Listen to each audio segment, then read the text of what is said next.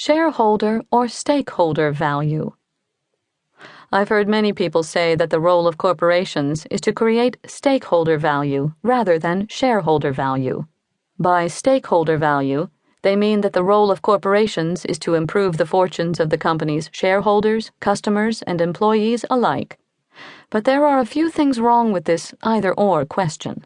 The question of whether the role of the corporation is to create shareholder value or stakeholder value is the wrong question. It's really a question of what is the appropriate time horizon over which to measure shareholder value. If executives are managing for the long term, 5 or more years, enhancement of shareholder value, then they need to build and maintain customer value through reputation, volume, loyalty, customer satisfaction, or any number of measures of customer value.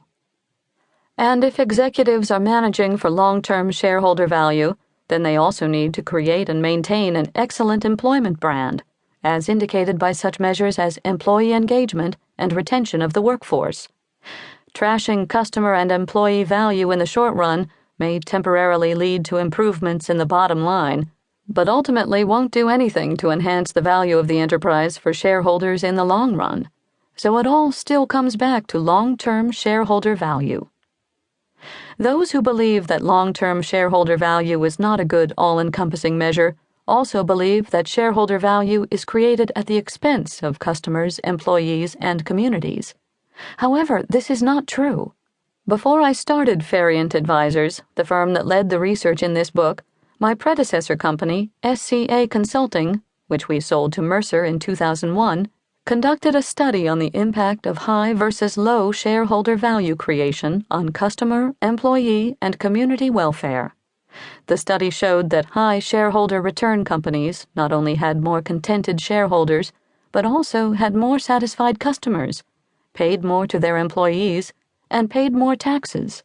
In other words, creating higher shareholder return was correlated with benefits conferred upon customers, employees, and communities, rather than at the expense of them. Ron DeFeo puts it this way: I tell everybody that we have 3 constituencies, which I call our 3-legged stool.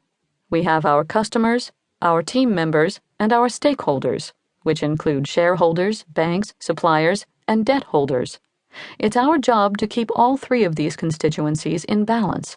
If one of these legs gets out of balance, the stool falls down.